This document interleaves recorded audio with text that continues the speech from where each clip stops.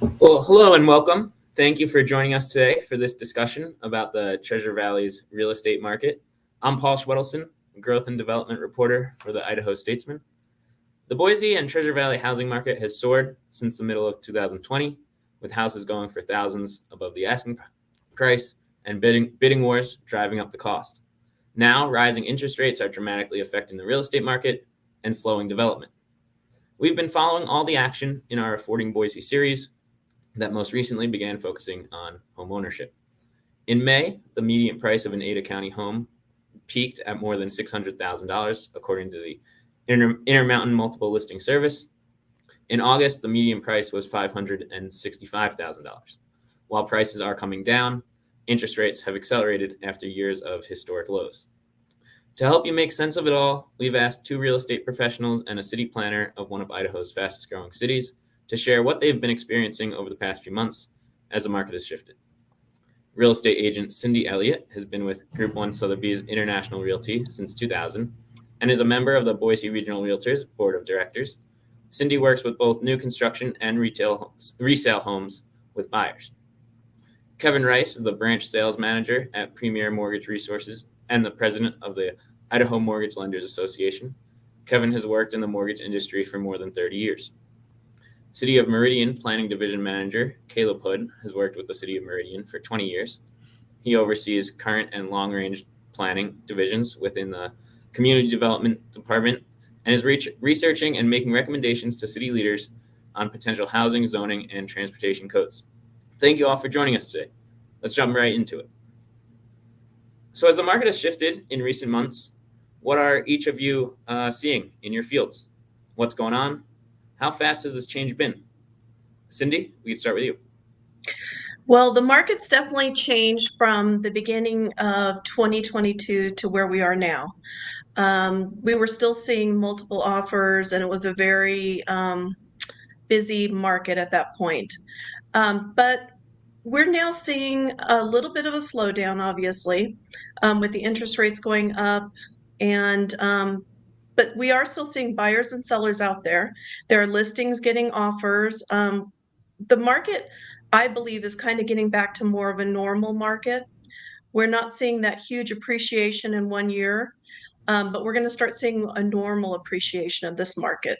But we're still seeing buyers coming in from out of state. We're still seeing current sellers and buyers here in the Treasure Valley that want to change their home situation based on maybe they're working from home now, or there's different things that have changed in their lives. So the market is still good. Kevin, what are you seeing from the mortgage side of things? Yeah, just along with what Cindy said, we've definitely seen a shift. I think the first quarter of this year, it was still very strong, but about, I don't know, maybe late February into mid-March timeframe, we started to see the rates increase, and they increased extremely rapidly. I mean, faster than I've ever seen in my 30 plus years in the business, and that certainly hurt a lot of buyers, especially those that had offers out, contracts signed for new construction. It pushed some of those people out, unfortunately, as far as being able to qualify for the loan when you see a jump from an interest rate of 3% to 6% in, roughly 6 to 8 weeks. So there was a tough spot there for sure. But it seems like now it is starting to find its spot as far as the interest rates go. Of course, rates can change every day, and typically do change every day. Sometimes we see more than one change in the same day. We've had upwards of 2, 3, 4 changes in the same day, just depending on the market volatility. So it's something to certainly watch if you're a consumer out there. But that's all out of all of our control. So the rates are going to be what they are, and if you're in the market to buy, it's certainly still a great time to buy. Boise is still an incredible market to buy in and a great place to live. And Caleb, I want to toss to you as well. Obviously, city planning is a little bit different, a longer lens. What are you seeing, and how does this shift affect anything from the planning perspective? Yeah, as far as new starts and permitting, kind of what was said previously, we are seeing a little bit of a slowdown. I don't know if it's a new normal, but our valley is still a pretty desirable place to be in the nation, so I don't see it totally stopping. We actually saw, kind of a lead up to some of the interest rates and inflation things with the labor and material shortages too. Some of that has had an impact on just the amount of housing stock that can be put on the market as far as, again, new dwelling units goes. We do track it. We don't knee jerk maybe so much. It is a longer term game as you mentioned, but we are tracking, especially from like the building inspection side and permit side, to make sure we can staff up, staff down, make sure that we have enough resources so we're not a barrier to any new housing stock being put on the market. And I think you mentioned, both of you, Cindy and Kevin, mentioned this idea of normalizing. Can you explain what would be considered normal or more normal than what it was in the middle of 2020 and 2021? Well, I can address that on the real estate side. Seeing double-digit appreciation on a home in 1 year is not normal. It's very nice, but it's not normal. The norm that we've seen over my 20 plus years in real estate is about 3 to 6% appreciation per year.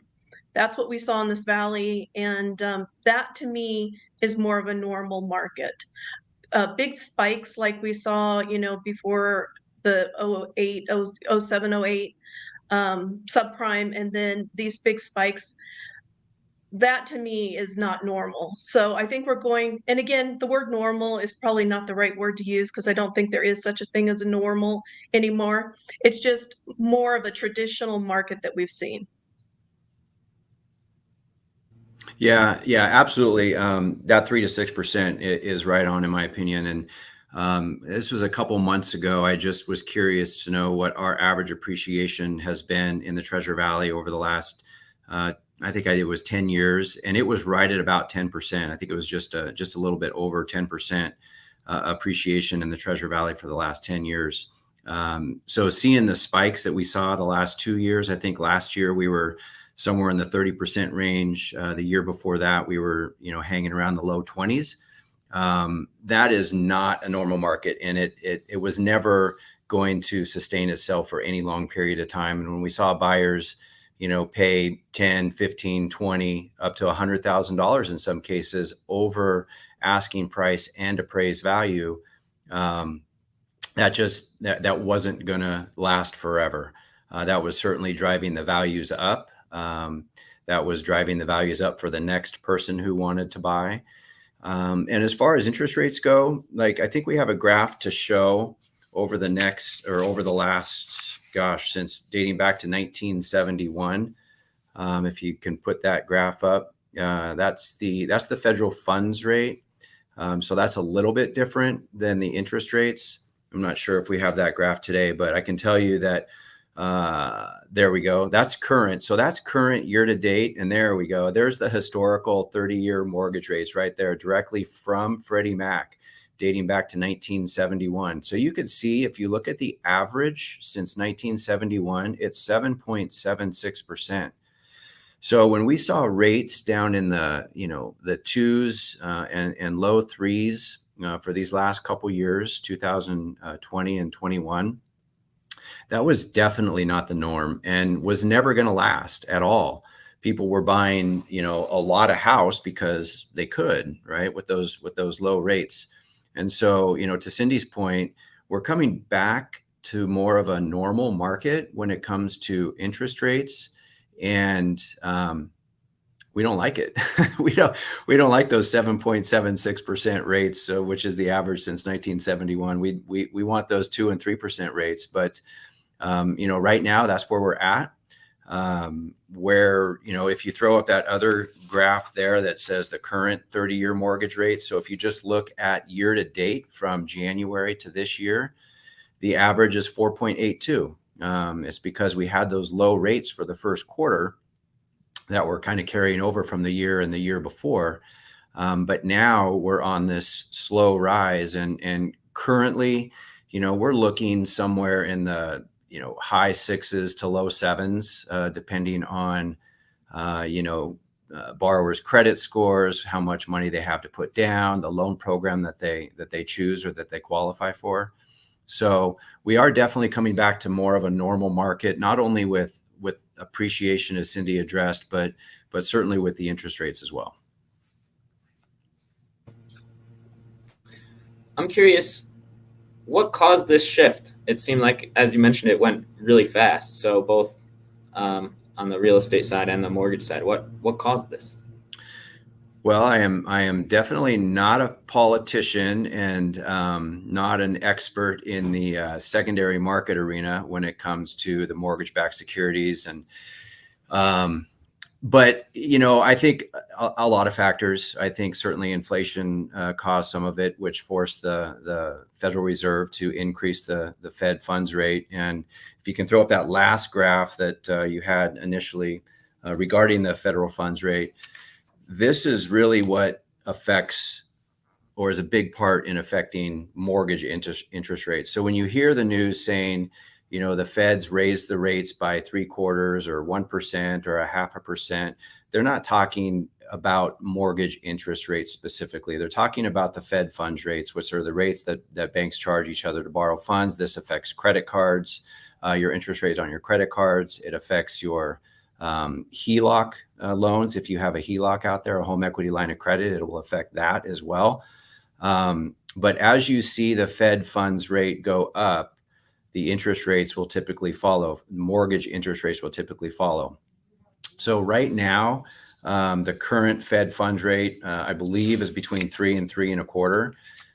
But if you back up about 12 months, as you can see from that chart, in 20 and 21, it was hanging around 0 for much of the year, much of the 2 years, which is why the interest rates for mortgages were so low. So this is a big piece as to what caused the interest rate spike so fast, because the Federal Reserve, they were increasing the Fed funds rate, trying to curb inflation. Now, again, that is just a very broad, general opinion of mine. And certainly want to put a disclaimer there that I am certainly no politician or no expert on why those rates went up, but that's just from my perspective what I see. And Cindy, I guess the same question. I mean, the housing market was so hot for so long. I know a lot of people thought it would be unsustainable in the long term, but it seemed like it shifted fast. So what caused that shift? Well, I think some of the reasons why we had that hot market were supply chain issues. Builders weren't able to get supplies. I also feel like we had a market, a pool of buyers that were making offers on homes, and they couldn't get the homes because of the multiple offers and the prices going over. And so we had this shadow buyers market behind, waiting to get what they could get. And then as interest rates started changing, and everybody got a little bit leery and kind of took a step back. And I think that's what we're seeing, is a step back, saying, wait a minute, is this what I still need? And I think a lot of buyers are saying, yes, we still need home ownership is still a great value. It's a great investment. It's a great place to have, for the future. So I think that's why we started seeing that step back and just take a breath. And that's okay to take a breath and make sure that you are purchasing a home for the reasons you want and getting the investment that you want for your future. Caleb, I want to turn to you with this, maybe slowing down of the buyer demand. What does that mean for development and the trends that you may be seeing coming through your department? Yeah, we're seeing quite a few of the projects that are already in the queue kind of go to completion and put some of those dwelling units on the market. We are seeing a slowdown a little bit in the entitlements, which means projects that are just kind of beginning stages of getting their zoning in place and preliminary plats. So we are seeing a little bit of a slowdown there. Again, we track some of that. The bigger home builders seem to be pulling some permits. Our inventory was so low for a long time, And so that kind of new normal we've been talking about, just getting some of the inventory numbers up again. I don't know when we'll be there or if what the magic number is there, but a few months of stock on the market and available. So we have seen a little bit of a slowdown in our new building permits. We certainly haven't hit a wall, though. We're still pretty strong and as far as new construction goes. With Cindy, I guess this is probably would be good for you. You have this combination of maybe costs coming down, interest rates going up. Where does that leave affordability? Are houses any more affordable or less affordable or than they would have been maybe at the peak of the frenzy or at any point in the past few years? Well, I think that question actually takes it back to the land. If builders or if the land prices are less, then they can build the houses for more affordable prices. So it all falls back to the land and because you think about builders now, they're buying land for 3 to 5 years from now. Maybe it's going to probably take them a couple years, maybe 2 or 3 years to get through entitlements. So if the land's expensive, that's where we're going to see the pricing, or if it's higher than they want, that's where we're going to see the homes going.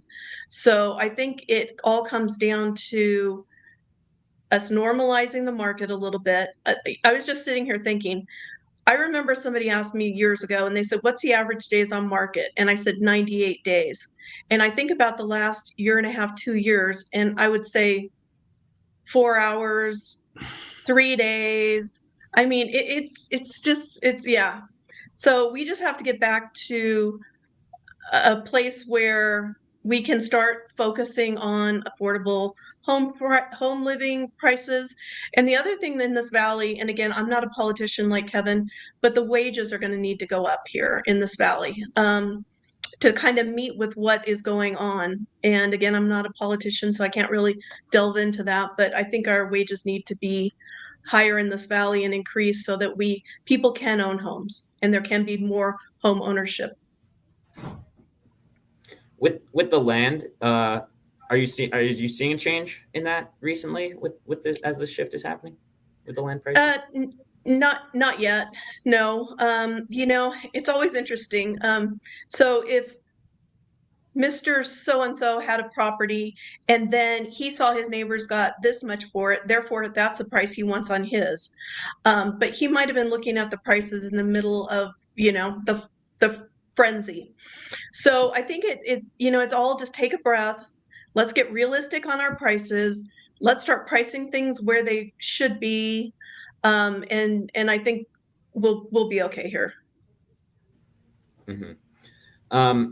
Caleb, as we're talking about this idea of this affordability thing, piece of the puzzle, what are some of the things that you're looking at, from the city's perspective? And obviously there's limitations on what, City of Meridian could do, for example, but what are different ideas that are involved here? Yeah, we talked earlier a little bit about tracking trends. We're also tracking some of the demographics. So household size is down. So maybe we don't need as big of a home. Maybe they're not, 3-bed, 3-bath, 3,000 square foot, single family detached. So we are really making sure that we have choice out there for maybe people that are single or, smaller families or again, household sizes. So we're looking at our lot sizes, and maybe that can affect what you just talked about with the cost of land and also the building materials. So if you don't have to build the house as big, in theory, then your selling price or buying price could be less. So those are some of the things that we look at: societal changes and demographic changes. How can we provide or at least assist in the provision to market of the types of lots and dwellings that people are demanding and want to live in? Speaking of the demographic shifts, we've heard all the stories about people moving here during the peak of the pandemic, moving in from other places. Has that maybe slowed down or continued? I'm not sure. What are you seeing, whether it's Caleb or Cindy or even Kevin? What are any of you seeing in terms of the demographics? Are people still moving in or as rapidly? And what are you seeing in that regard? Well, one thing I think people learned during the pandemic, or maybe they became aware of, was that they needed to be where they wanted to be. Whether that was in the same city with their parents or family around them, or they made more of a decision about where they wanted to be located. The other thing is a lot of companies went more of the remote working, where the people could stay working from their home and didn't have to come into an office. And I think that has given people the ability to work from home, which is set up where now they have to have a home with maybe two offices, maybe because you have two people working from home. So I think that's led to a shift a bit in what people are looking for. But I also still think that we're seeing people move, the Treasure Valley has got 4 seasons. It's a great community to live in, all kinds of outdoor activities. People still see that.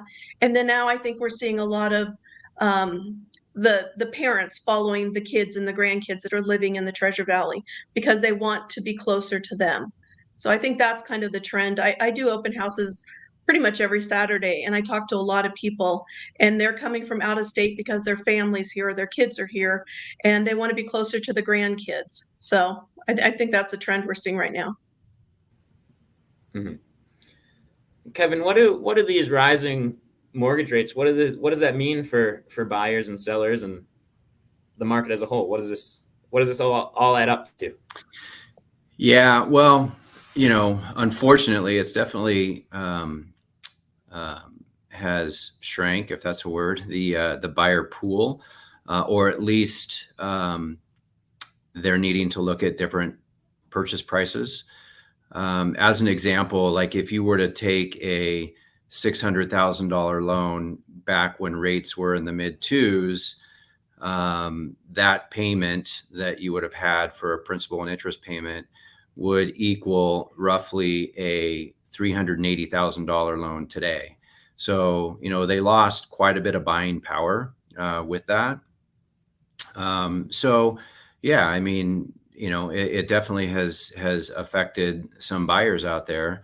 But again, home ownership is an amazing thing that all people need to consider if they're not in a home right now. If you're renting, I pulled up a statistic just yesterday, actually, and when you talk about wealth and generational wealth, it really starts with purchasing a home.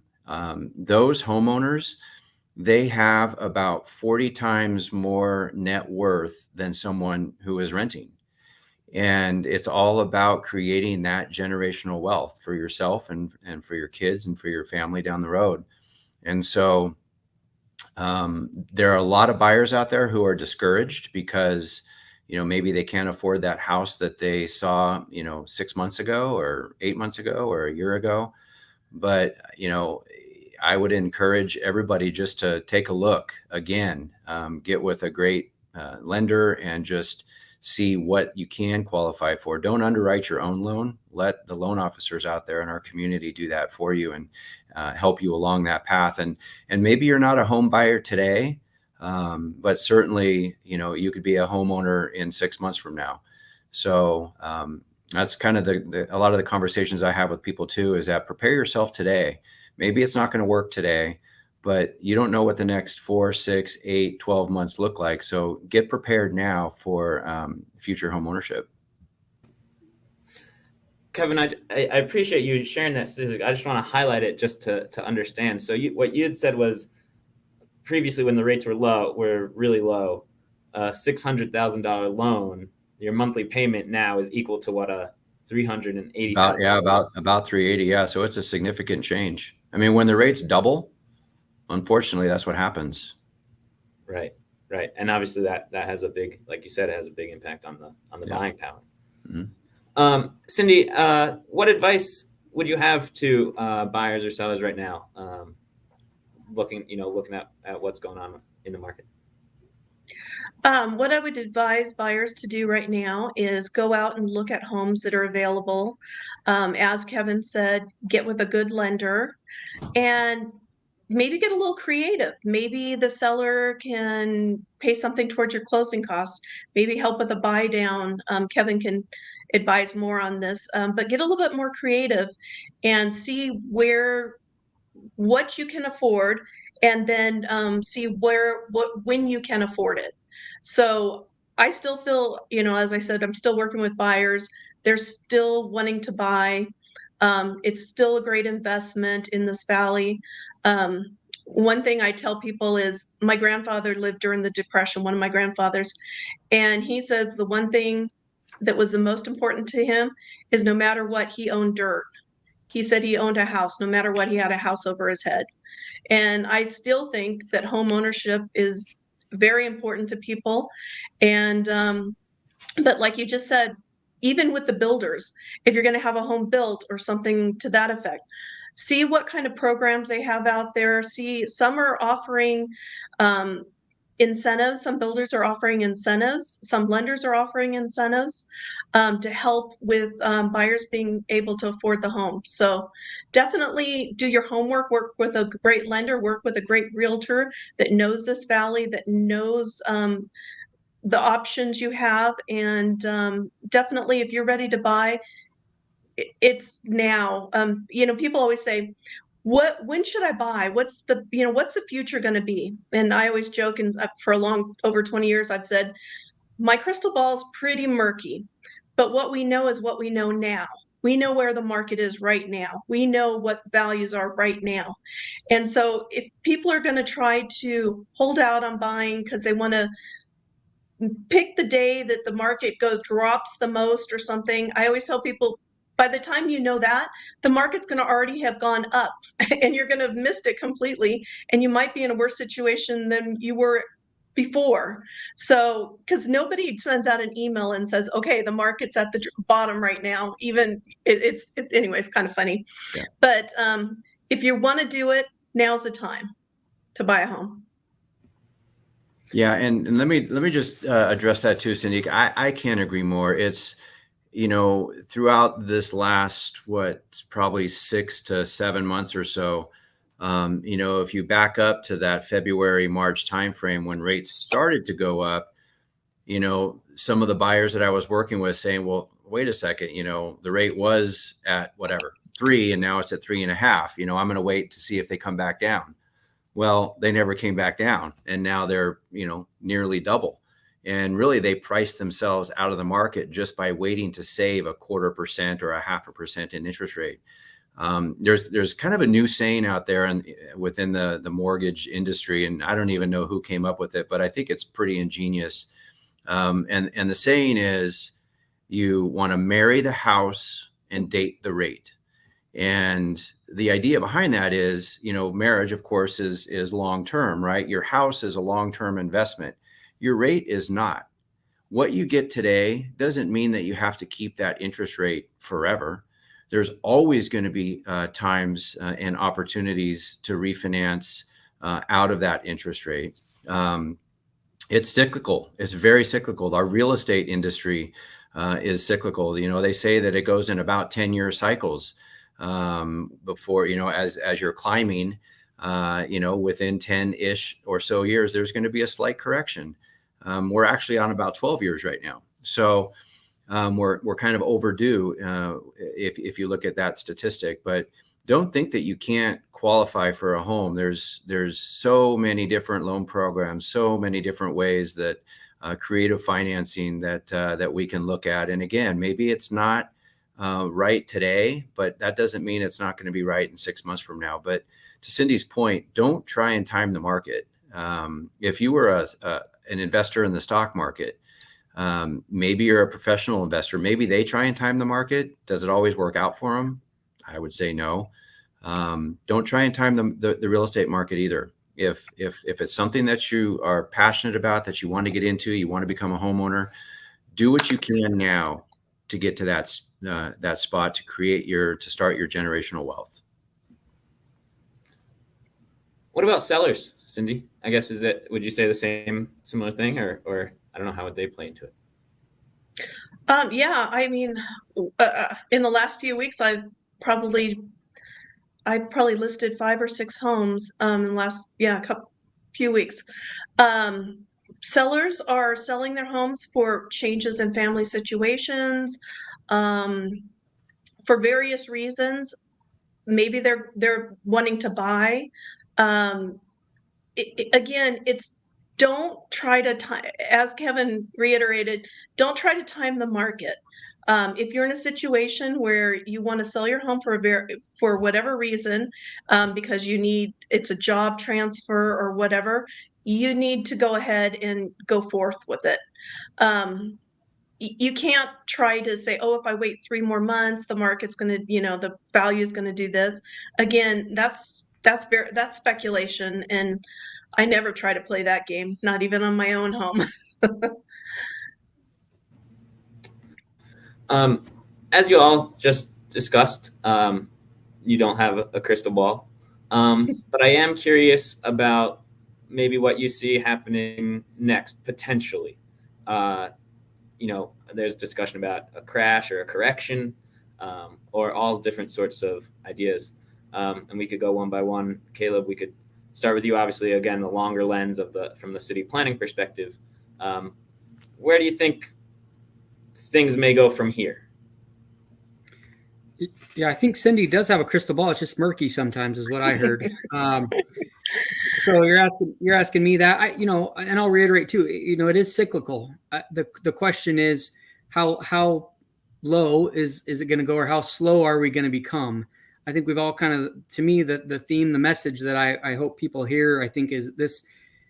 From my perspective, my guesstimate. I don't think this is a long-term thing here for the Treasure Valley. We're in really good shape. I think when you factor in quality of life and all those things we've talked about today, there are some factors that we don't control, right? Interest rates, inflation, those types of things. But I do think we're in pretty good shape. And if I had to guess, we're trending towards a slowdown.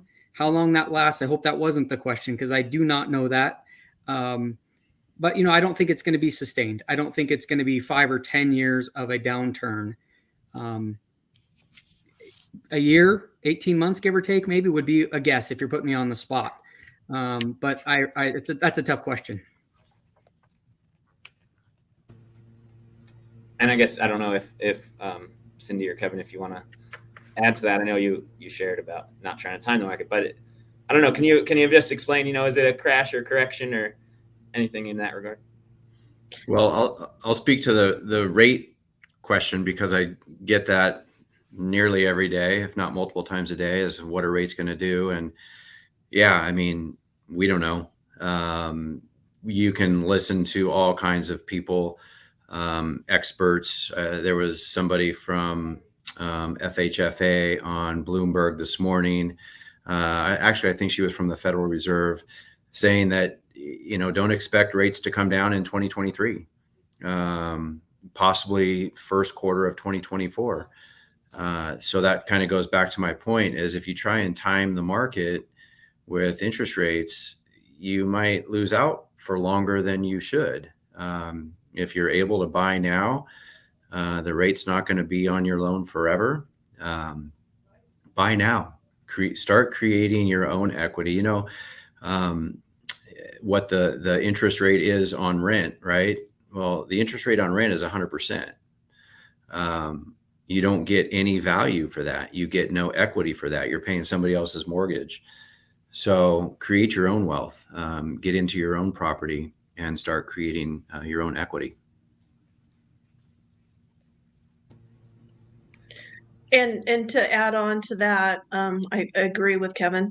But this is not a crash. I mean, we saw a crash, in the 07, 08.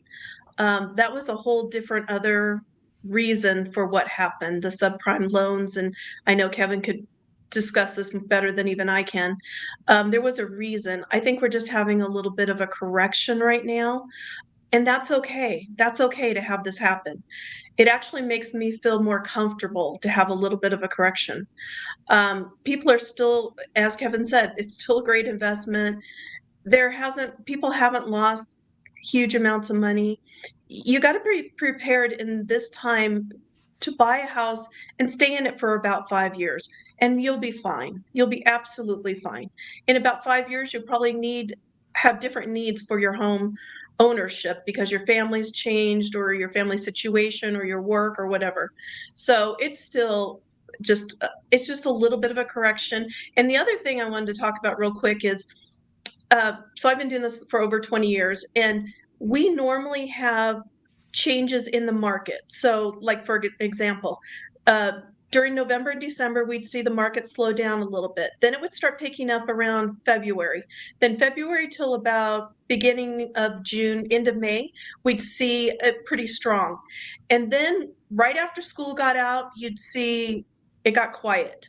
Then it would pick up a little bit in July, and then we'd see it get a little quiet through the beginning of school, and then it would pick up again in September and October. With the last few years and with that double-digit growth, we didn't see any of these normal market trends in sales, real estate sales in this valley. So I keep telling people, this is going back to the way it was, the way we've always seen it here before this happened. So I think we're kind of all jumping ahead, trying to tell the future and what's happening. And maybe there's not, I mean, it's obviously not doing what it was, but it's not doing such a major change at this point, in my opinion. It's time to jump into our reader questions, and thank you all for sharing that perspective. We have a question from Jerry in Boise, who wants to know, what is the average number of days on market right now compared to last year? I guess, Cindy, that would probably be up your alley. Oh my gosh, it's still short. It's still short, but it's not as short as it was a year ago. So we're still looking at, a couple weeks, probably. Actually, it might be 30 days right now. Actually, I think it is 30 days. And probably a year ago, we were probably looking at single-digit dates. I mean, it was so fast. The market was moving so quickly. And we have another question from David in Boise. How are values trending in resort communities, Cascade or Mccall, compared to the Treasure Valley? Cindy, that might be for you as well. Ooh, I've got to be totally honest with you. I've sold up there at different times, but I haven't sold up there in a while. So I unfortunately am not a good person to ask this right now. Okay, I apologize. No worries. We can circle back on that one. We have a question for, probably this would be for Caleb, from John in Coeur d'Alene. The pandemic gave Boise area a chance to, offered people a chance to change their location. What are you tracking in terms of people maybe moving here? Caleb, you mentioned it from the development side. Demographically, are you seeing that continued population moving in to the area?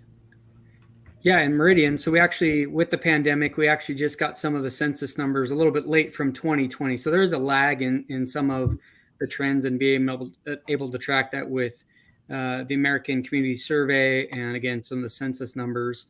We are still seeing quite an influx from our surrounding states, Washington, Oregon, even some from Utah, California, obviously, but the East Coast as well. So we're and then also a shift in Meridian. We actually just last week presented to the City Council, as part of our comprehensive plan, an existing conditions report, which really does lay out a lot of the things we've talked about today with the demographics of our community.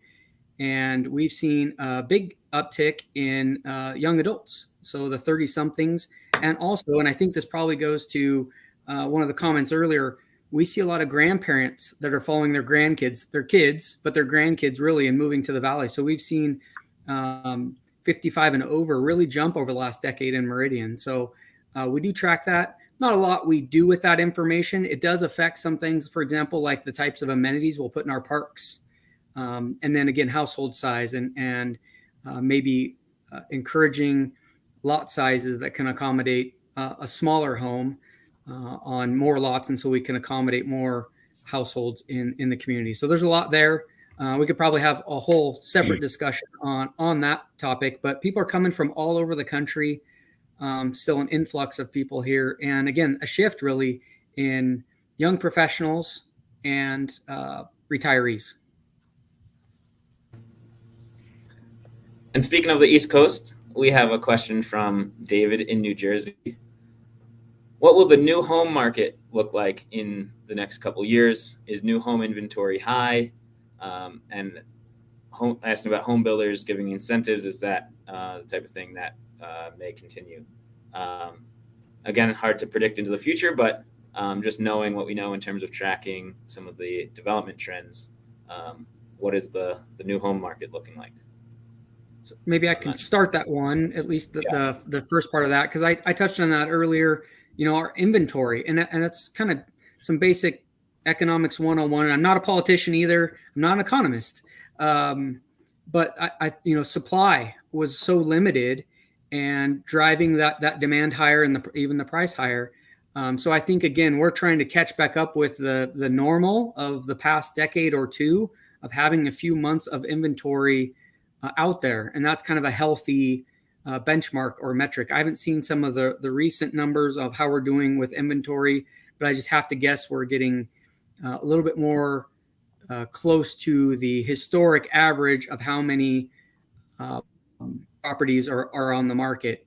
Again, predicting the future gets to be a little bit difficult. You don't want that to swing too much where you have too many properties for sale. But I think we're getting back to a healthy amount where there's some choice out there and opportunities. I totally agree with what Caleb's saying. I think there's more variety out there, more options for buyers. Whereas, in the last year and a half, there was one home, and that was it. And it was gone in a hot second. Now they can look. Builders are still building. If people need a specific need or, they don't want to do a resale, they want to do a new build, there's options out there. We've got a lot of great builders in this valley that have been building for a long time, and they can, they've got great styles, great amenities, great floor plans. And I think there's a lot of options out there. Yes, there are some builders that are offering incentives. You just got to kind of figure out where you want to live and then, what the builder's offering. Not all of them are doing that. Some are. It's just a matter of, if they're trying to move some inventory. But yeah, again, as Caleb said, it's hard to say what's going to keep going, but right now, this is still a great place to live. We got the beautiful weather, people still want to live here. People are still moving here. Yeah, and I was going to say the number that I always heard for inventory is about 4 months is a really healthy market. You have about a 4-month inventory. Along with that, roughly 6% appreciation. That's a really healthy market. But we're not at a 4-month inventory, I don't think yet. We may approach that, or we may get to that point. And we'll likely maintain at least that 6% appreciation, at least if you take a longer term look at what that might look like. So, hey, Paul, Yes. Before we move on, maybe just one more thing to add to that. One of the things, I think it's interesting that someone in New Jersey was asking a question and kind of tying a couple of the themes today together. In Meridian, we're really looking at maybe providing, and I've said this a couple times now, but some of those options even along like transportation corridors. So we can affect the percentage of a household's income that can be spent on housing. So if we can lessen the amount of money that has to be spent, say, on transportation, and if someone can take a bus to work or to school and they don't have to own a car and pay insurance and fuels and all that maintenance upkeep for a car, they can potentially use some of that towards going to paying their rent or mortgage. So those are some of the types of things where we are trying to, again, accommodate, and that may be where we see some of the shift in some of the demand, again, from some of these metro area people that are moving here from major metro areas that are used to having public transportation and, again, putting housing near jobs and along those lines. So those are things that we're preparing for in the city now. Yes, great. Thank you for adding that, Caleb. Kevin, you mentioned the idea of the 4 months of inventory. That's always one of my personal favorite statistics in the real estate market. Cindy, do you know off the top of your head, I apologize for putting you on the spot here, where we are at in terms of the months of inventory with houses for sale? I do not have an answer for you on that. Okay. Was it below 4 most, I guess? I know maybe it's been under 4, but I couldn't tell you exactly the number. Okay. Yeah, 4 hours, right, Cindy? It seemed like the for sale sign went up in the yard, followed up by the sold sign. Yeah. Yeah. I mean, we're still under 4. We're not to a healthy market, if you will. And it changes, as it changes if we're looking in Ada or Canyon County, or what we're looking at can kind of skew it. If you're looking over $1 million homes, you're looking at new construction and like that. So it's kind of a big number based on what you're looking at. But we're not at that point yet. Right. And like you said, a couple of years or a year ago, we were like hours, sometimes pre-sold. The homes were going, I don't know if you guys remember this, but a home would go on listed and it was already sold. Mm-hmm. There was a lot of that going on. And that was, so we've seen a lot of numbers skewed because of that. House already sold that goes on the market as sold. We also saw new construction homes that, new construction is a different animal. It's not necessarily when it's listed, it may not be listed until it's almost done, or it could be listed the day they break ground. So it kind of can skew some of your numbers you're looking at. Does that make sense? Because to build a home, it takes like 4 months, 4 to 6 months. And that number can skew when you're looking at normal days on market.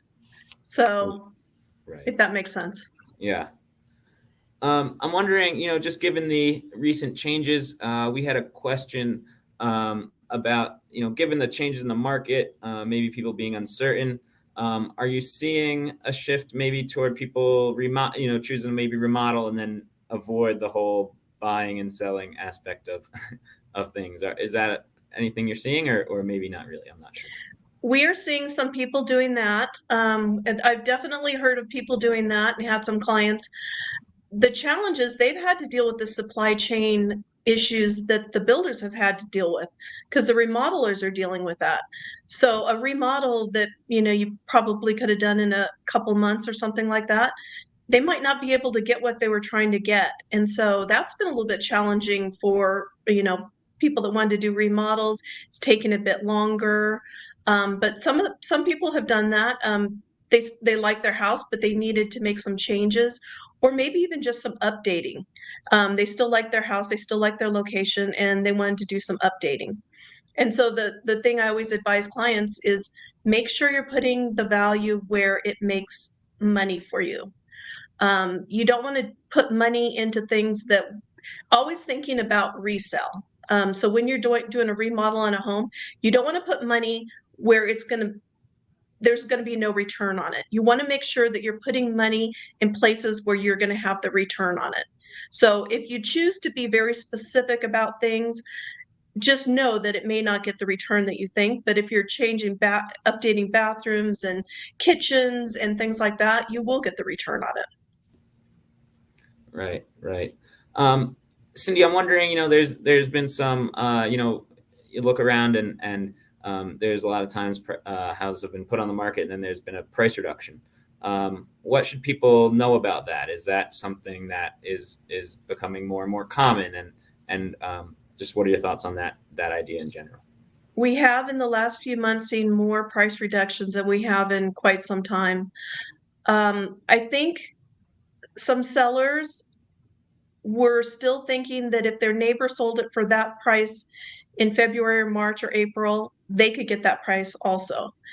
I think we're seeing less price changes on homes that are priced for the market that we're in right now.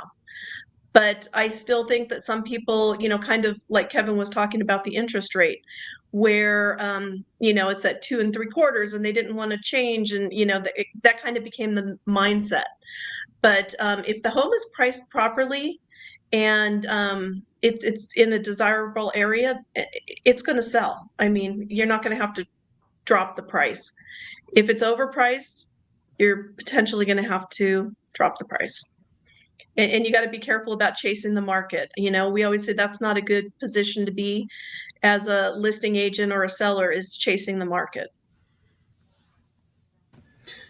And Kevin, for you, you mentioned that, you know, with these interest rates maybe pushing people out or maybe unable to buy, I guess, are there any types of things that buyers could do to maybe do something different to figure out a way how to navigate these higher mortgage rates? Yeah, good question. Limit or eliminate any other monthly debt that they have. Do you want to live in your new car that you just bought, or would you like to live in a house?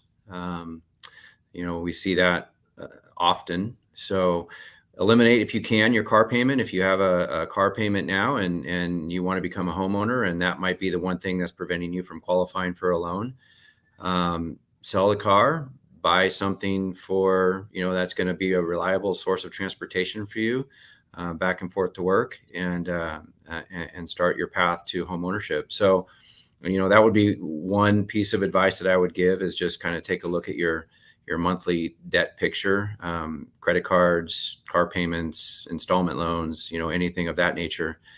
Other than that, you know, there are certainly different, and just have really an open mind on what types of loan products there might be out there. You know, typically when we see interest rates go up like this, we see a lot of people navigating towards adjustable rate mortgages. And, you know, a lot of people, you mentioned that, and it's like, well, I don't want an adjustable rate mortgage. Forget that. That's the last thing I'm going to do. And it's like, well, you know, this might be your only option. So again, do you want to continue to drive around that new car and not be a homeowner? Or do you want to, you know, make some lifestyle changes and look at all options available? It just really depends on how serious home buyers are, in my opinion. And my next question, I'm curious, and we could go around for all three. As these changes are all happening and people are paying close attention and trying to follow and, you know, keep up, what do you think, just in general, people should know about what's going on in your fields, and maybe I don't know if there's any misperceptions or just anything you'd like to just say to people who are curious about everything that's been going on? I guess, Caleb, we could start with you.